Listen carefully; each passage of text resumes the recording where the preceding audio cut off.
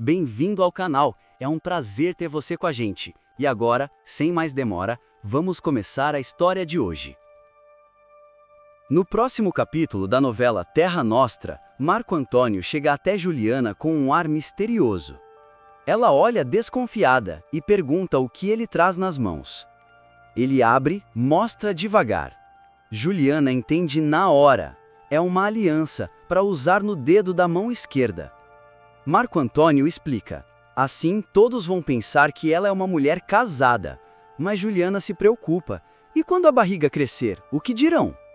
Ela tenta disfarçar, diz que não está preocupada. Mas ele insiste, sério. Garante que, para todos os efeitos, ela será sua mulher quando saírem juntos. Juliana o encara e lembra, eles ainda não se casaram. Marco responde firme, casamento pode esperar. O que importa é o amor que sente por ela. Juliana, emocionada, promete. Um dia aprenderá a gostar dele e diz que o amará. Enquanto isso, Gomercindo comenta com Janete que desde que Juliana chegou, o filho deles caiu de paixão. E já fez muitas besteiras por causa disso. Janete rebate com ironia. Diz que está prestes a cometer a maior de todas, esta história de casamento. Francesco lembra que Juliana aceitou, mas Janete insiste. Juliana não gosta de Marco Antônio. Ele questiona. Ela gostava dele quando se casaram? Janete corta, irritada. Não aceita a comparação e não quer ouvir de novo a história de que foi comprada. Francesco nega, mas admite. Na época, não passava de um imigrante que só tinha dinheiro. Janete ironiza. Juliana nem isso tem. Francesco retruca. Com tanta beleza não lhe falta nada. Ela então provoca. Aceitará como herdeiro o filho que ela vai ter? Francesco responde firme. Tem dinheiro suficiente para deixar tanto para essa criança, quanto para outros netos que ainda vão vir. Janete acusa o marido. Diz que ele está preso a uma dívida de gratidão com um amigo que morreu no navio. Francesco confirma. Admite que se orgulha de ver o filho casando com a filha desse amigo. E encerra o assunto, sem querer discutir mais com ninguém da casa. Indignada, Janete se retira. Antes de sair, diz que lava as mãos. Sozinho, Francesco murmura. O único dote que recebeu dela foram as dívidas do pai dela, que o Deus o tenha. Enquanto isso, Gomercindo comenta que pensou que o pai de Augusto viria. Mas Augusto explica. Ele embarcou naquela tarde para a capital. Em outro canto, Angélica confessa à mãe que está nervosa. Maria ri e pede que deixe de bobagem. A moça insiste. Não sabe o que conversar com o noivo. Rosana tranquiliza. Basta responder ao que ele perguntar. Maria aconselha a filha. Não se mostre tão aflita. O rapaz já espera há algum tempo na sala. Ansiosa, Angélica respira fundo, pede a proteção de Deus e segue com a mãe. Rosana, curiosa, se pergunta se o pai deixará os dois a sós. Angélica entra e cumprimenta com um tímido boa noite. Augusto responde com um educado senhorina. Gomercindo pede que a filha se sente. Augusto fala com gentileza. Espera não tê-la incomodado com a visita. Angélica responde rápido. Não, de jeito nenhum. Ele elogia sua beleza e ela cora, agradecendo timidamente. Gomercindo aproveita e se retira, deixando o casal a sós. Maria também sai para preparar café. Augusto agradece com delicadeza. Agora, sozinho com Angélica, Augusto abre o coração. Diz que não exagerou ao chamá-la de bonita. Ela agradece, tímida. Ele confessa. Está aflito por vê-la de novo. Desde a tarde em que se conheceram, não para de pensar nela. Angélica se surpreende. Augusto garante que não costuma mentir. Ela, nervosa, pede desculpas, mas ele sorri e a tranquiliza. Não precisa se desculpar nem ficar tão apreensiva. Ou pensará que sua presença o perturba. Angélica admite, meio envergonhada, que está um pouco nervosa. Augusto sorri e pede que se acalme. Diz que fale sobre si mesma, do jeito que quiser. Aos poucos, Angélica se solta. Revela que é alfabetizada, assim como sua irmã Rosana. Conta que, quando meninas, tiveram uma preceptora em casa. Curioso, Augusto pergunta se ela gosta de ler. Angélica responde com um brilho nos olhos. Diz que lê a Bíblia e que se emociona com os versos de Castro Alves. Lembra que chorou com A Tirana da Escrava e que ficou encantada com O Navio Negreiro.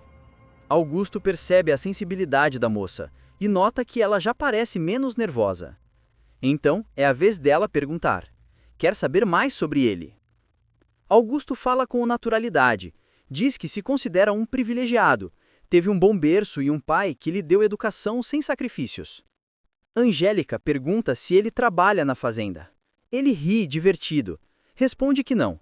Se dependesse dele, os cafezais já estariam tomados pelo mato. Com calma, ele revela mais. Sempre viveu na capital, em São Paulo. Estudou lá e agora monta seu escritório de advocacia. Conta que pretende levar Angélica para morar com ele depois do casamento. Surpresa, ela arregala os olhos, mas Augusto insiste. Diz que é hora de começar a pensar nessa vida juntos. E admite, já está começando a gostar muito dela. Nesse momento, Gomercindo interrompe. Pede uma xícara de café também. Brinca dizendo que vai tomar ali, com eles. Afinal, já estão sozinhos há tempo demais. Enquanto isso, em outro canto da história, Anacleto explode de raiva. Descobre que aquele Quelo vagabundo já está noivo. E acusa Paola de se esfregar com ele por aí, enquanto todos em casa trabalham arduamente. Inês tenta contê-lo, mas é em vão. Anacleto grita que viu tudo com os próprios olhos. Paola tenta se justificar, jura que não fizeram nada demais. Mas ele não acredita. Como nada de errado poderia ter acontecido? Inês pede que a filha fale a verdade, quer saber até onde foi esse namoro inocente. Mas Paola recusa, firme. Diz que não quer mais falar sobre isso. Anacleto perde o controle, acusa a filha de mentir, garante que os dois já se deitaram juntos e chega a ameaçar matar o rapaz. Inês, desesperada, pede cama, pede que acredite na filha. Mas Anacleto segue furioso, repetindo que Paola está perdida. Inês promete conversar depois com a moça, com calma. Lembra ao marido que Paola não é mais uma criança. Mas Anacleto insiste. Para ele, ainda é sua filha, e jamais a deixará cair nas mãos de um vagabundo. Já Rosana, curiosa, corre até Angélica. Quer saber como foi o encontro. Angélica responde que correu tudo bem. A irmã insiste, pergunta se ficaram sozinhos. Angélica admite apenas alguns minutos. Rosana vai além. Quis saber se ele tentou beijá-la. Angélica nega, corada. E quando Rosana pergunta se ele ao menos segurou sua mão, ela explica que sim, mas apenas durante o cumprimento. Ela garante, ele é um perfeito cavalheiro. Nem ousou sentar perto dela. Rosana provoca a irmã. Pergunta se não foi ela mesma quem não permitiu. Angélica ri, curada, e confessa. Teria permitido se ele tivesse ousado. Acrescenta, sonhadora, que haverá uma próxima vez. Afinal, Augusto já pediu permissão ao pai para visitá-la uma vez por semana. Falando da conversa, Angélica comenta animada. Trocaram ideias sobre vários assuntos. Percebeu que ele é muito inteligente e preparado. Afinal, é um bacharel. Rosana, irônica, solta uma observação. Diz que ele não tem o fogo de um italiano. Angélica rebate de pronto. Nem ela tem o fogo das negrinhas que se deitavam com o pai, como Rosana. Rosana então prevê, dura. Esse noivado não vai durar. Angélica pergunta por quê. Rosana explica com um sorriso de desprezo. Mais cedo ou mais tarde, ele vai descobrir que nela falta justamente esse fogo de que tanto falam. Angélica responde convicta. Se ele perceber, só será depois do casamento, nunca antes. E revela ainda mais. Depois de casados, Augusto já decidiu. Os dois vão morar na capital, enquanto Rosana ficará na fazenda, com o seu italianinho. Em outra cena, Mateu comenta com Tessil. Uma coisa é certa, ele vai arrumar a vida com esse casamento. Tessil concorda. É verdade. Mateu continua. Lembra das palavras de Bartolo e Dona Leonora? Deus está ajudando. Tessil volta a concordar. Mateu suspira. Diz que depois de casado vai provar ao Sr. Gomercindo que mentiu sobre a filha. Técio, curioso, pergunta de que jeito. Mateu responde enigmático: todo mundo vai saber, mas só depois. Depois do casamento. Enquanto isso, Gomercindo conversa com Maria. Diz que gostou do filho de Altino.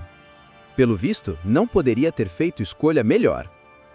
Maria observa que a filha está mais animada depois do noivado.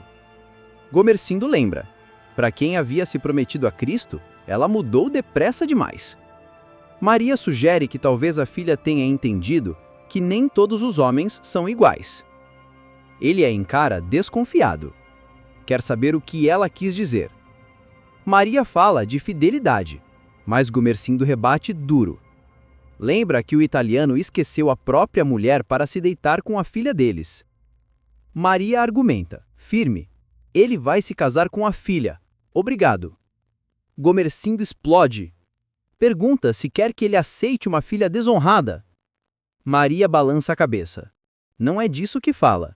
Está falando dele, do marido que tem ao lado. Ela reflete em voz alta sobre a vida, o casamento deles e a mágoa que carrega até hoje. Confessa que não deseja isso para as filhas. Gomercindo se irrita. Quer saber de que mágoa ela fala. Maria revela magoada. Lembra da negrinha Naná que saiu carregando um filho dele na barriga? E não foi a única. Gomercindo reage, surpreso. Pergunta por que ela só fala disso agora. Maria suspira. Explica que só hoje, vendo a filha ansiosa pelo noivo, se lembrou de quando ela mesma esperava por ele. Ela pensa na sorte que a Angélica terá nas mãos do filho de Altino. Gomercindo retruca: se a filha tiver a mesma sorte que Maria teve com ele, já estará satisfeita. Então Maria lança um olhar profundo. Diz que a filha tem o exemplo da mãe, que suportou tudo calada, para não perder o casamento. Gomercindo firma e encerra. E espera que com ela seja assim também. Maria insiste, aflita. Pergunta o que terá sido da criança que Naná saiu carregando. Gomercindo corta o assunto, duro. Diz que não quer saber e pede para dormir. Enquanto isso, Francesco fala animado. Em poucos dias, a casa bancária estará pronta para funcionar. Marco Antônio se oferece para ajudar. Janete comenta, surpresa: parece até um milagre. Francesco responde que devemos agradecer a Deus. De repente, Janete repara em algo, uma aliança, brilhando na mão de Marco Antônio. Ele explica, sem rodeios: deu um anel a Juliana e também já usa na sua mão. Janete se irrita. Reclama que ainda nem estão casados. Marco Antônio responde firme: para todos os efeitos, já são marido e mulher. Juliana, constrangida, se dispõe a tirar o anel, mas Francesco pede que não faça isso. Marco Antônio esclarece: é apenas um anel de noivado. Janete insiste, exige que ao menos ela use na mão certa. Juliana obedece, muda o anel. Marco Antônio explica seu motivo. Fez assim para que ela não parecesse uma mãe solteira. Então Francesco ordena: manda Janete deixá-la em paz. Logo em seguida, chama o filho. Diz que vão ver a casa bancária e pede que Juliana se arrume porque eles a esperam. Marco Antônio sai com o pai. Curiosa, Janete pergunta para onde vão. Ele responde rápido: ver a casa bancária do pai e depois passear. Assim que eles partem, Janete desabafa. Diz que já estava demorando. A italianinha está virando rainha da casa. Mariana imagina como será depois que a criança nascer. Luía prevê que, do jeito que Francesco é, o menino vai virar príncipe dos Maglianos. Janete, amarga, solta veneno. Só se ela estiver morta. Mariana comenta: se fosse Juliana, pediria a Marco Antônio que a levasse embora daquela casa. Luía concorda. Se fosse Juliana, iria embora, mesmo que sozinha. Enquanto isso, em Santos, Altino conta as novidades. Vendeu o café armazenado e já pensa em comprar mais uma fazenda. Augusto retruca: isso só vai trazer dor de cabeça. Mas o pai insiste: é um ótimo negócio. Cita até um italiano de São Paulo, Francesco Magriano, herdeiro de uma fazenda do sogro, sem vocação para administrá-la. Augusto desconfia. Será que é o pai de um colega da faculdade? Marco Antônio Magliano? A dúvida acaba quando Altino confirma. Francesco ainda mantém trabalhadores negros na lavoura, mesmo após a abolição. Altino planeja procurá-lo, talvez comprar a fazenda. Mas Augusto reage, não quer cuidar dela. A conversa muda para Angélica. Augusto comenta a visita. Foi tranquila. Conversaram a sós. Achou-a tímida, mas inteligente. Capaz de ser uma boa esposa. Altino, curioso, pergunta sobre a italianinha da colônia. Augusto hesita, mas confessa.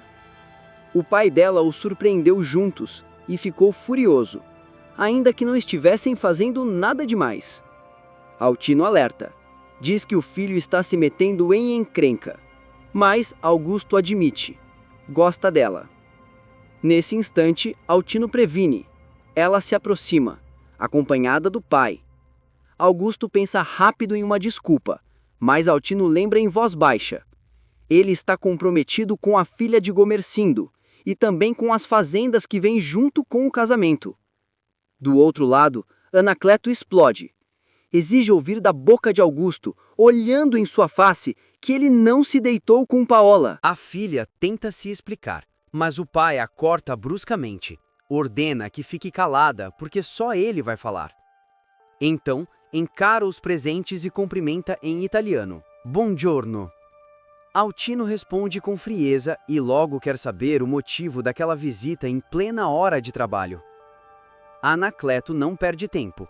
Com uma voz carregada de raiva, declara que é uma questão de honra. Acusa Augusto de ter desonrado Paola. Diz, sem hesitar, que o rapaz se deitou com ela. Paola tenta intervir, mas o pai novamente a silencia. Quem fala aqui sou eu, grita. Altino, firme, diz que nada sabe dessa história. Mas Anacleto não recua. Exige a palavra de Augusto. Olha direto em seus olhos e repete: quero ouvir da sua boca, é verdade ou não? Enquanto isso, longe dali, Francisco comemora. Afirma que ali sim começa um grande negócio. Marco Antônio lembra que o pai já tinha esse sonho antes, e Francesco a admite. Mas agora tudo tem outro sentido. O filho aproveita para avisar que vai levar Juliana para conhecer a cidade. Francesco incentiva. Diz que tem muito trabalho pela frente. Juliana se despede educadamente, com um permesso. Recebe do sogro um afetuoso "Bom dia, filha". Eles partem juntos, e Francesco, sozinho, reflete. Decide, vai vender a fazenda para aumentar o capital. Enquanto isso, a tensão explode. Anacleto insiste que Paola era pura até se envolver com Augusto. Altino reconhece a imprudência do filho, mas avisa que ele não é o único culpado. Tenta apaziguar. Fala em entendimento. Mas o italiano não aceita. Grita que Augusto está noivo de outra e mesmo assim se deitou com sua filha. Exige uma solução. E quando pergunta o que será de Paola, Altino vai direto ao ponto. Primeiro, pergunta se ela ama Augusto. A jovem, emocionada, confessa que sim.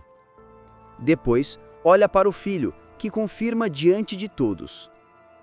Então, Altino decreta: só há uma saída. Augusto se casará com as duas. O choque toma conta. Anacleto não acredita no que ouve. Duas esposas? Como isso é possível?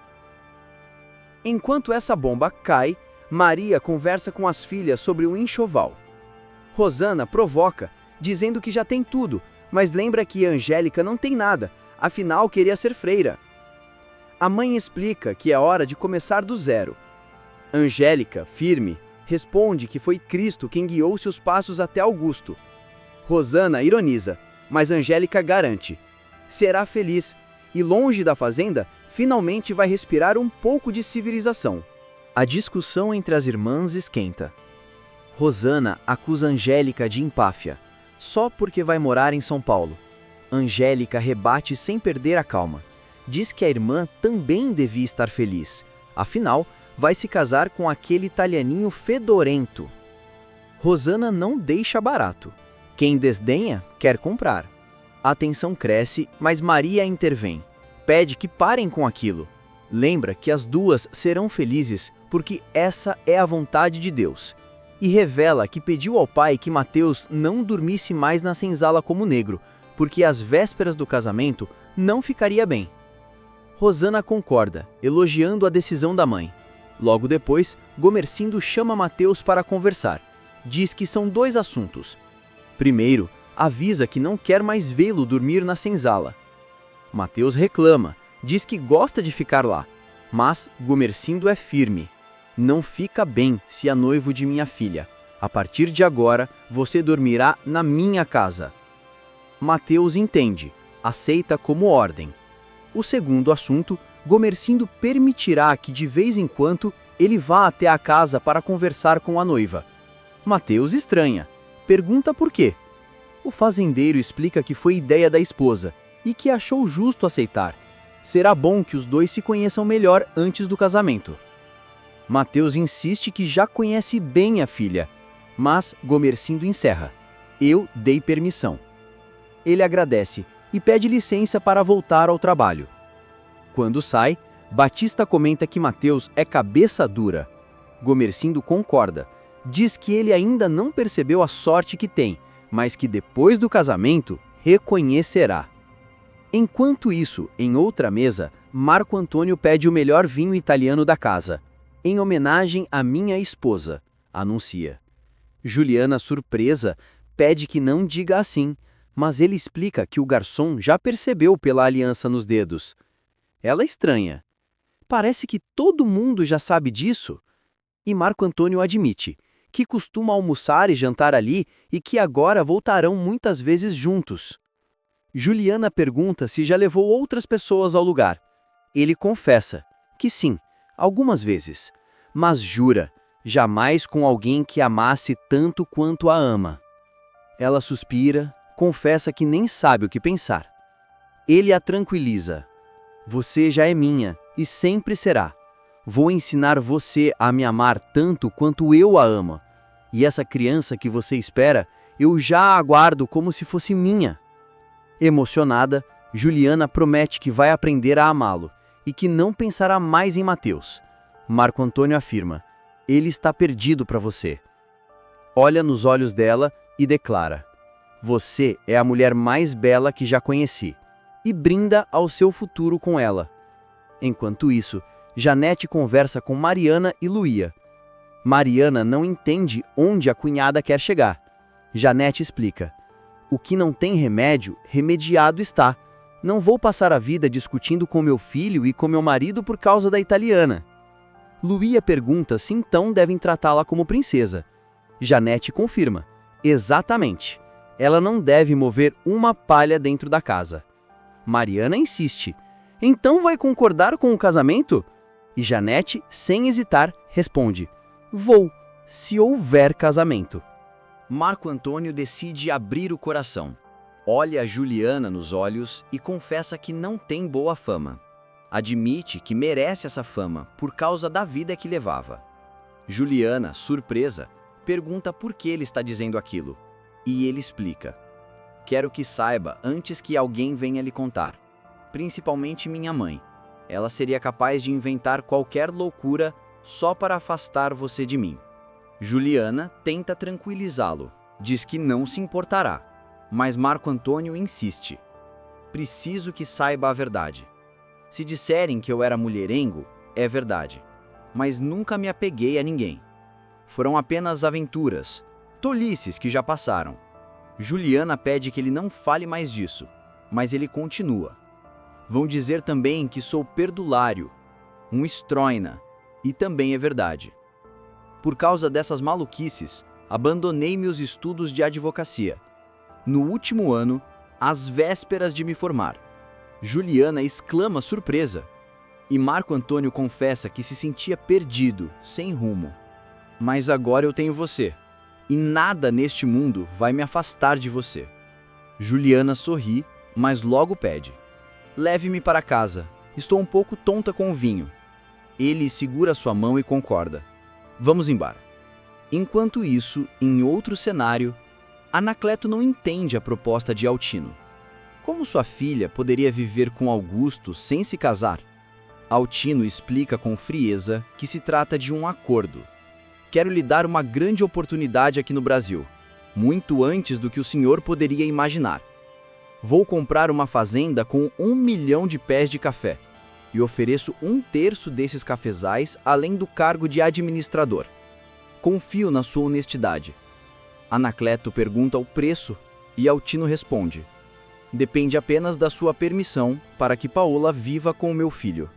Sem casar? Altino rebate. Se fosse para casar, eu precisaria oferecer tudo isso do mesmo jeito. O italiano pergunta o que acontece se não permitir. Altino, firme, diz que lavará as mãos. No Brasil, quando uma moça da idade dela se deita com um rapaz por vontade própria, não há do que reclamar.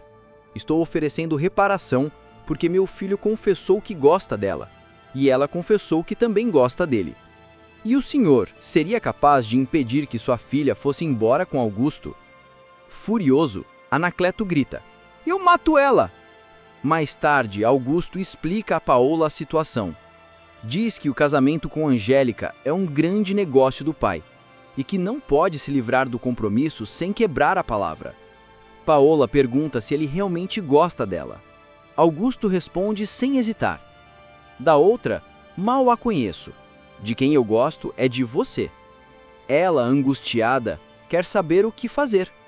Augusto conta que o pai está tentando convencer Anacleto a permitir que vivam juntos. Paola teme a convivência com a futura esposa dele, mas Augusto garante: isso nunca vai acontecer.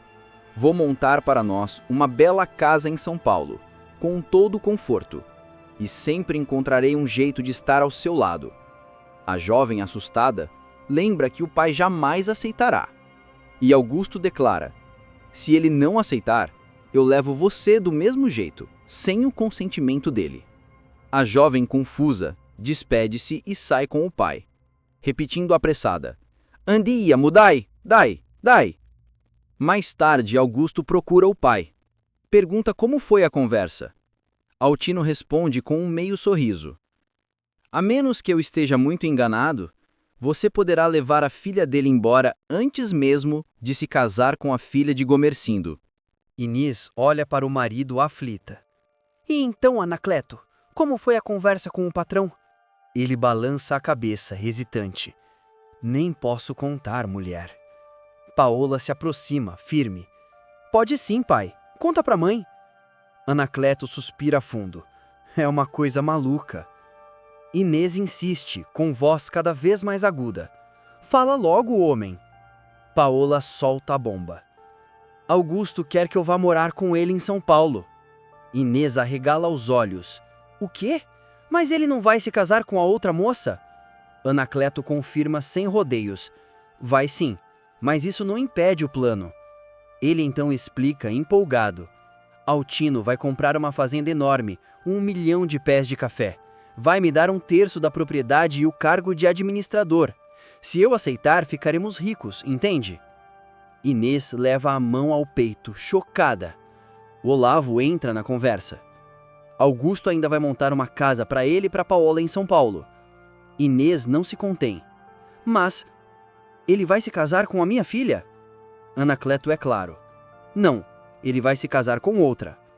O rosto de Inês se fecha. Isso é uma indignidade. Paola se adianta com os olhos marejados.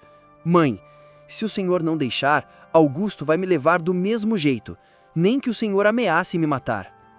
Anacleto tenta acalmar. É melhor aceitar. A fazenda vale a pena. Inês respira fundo.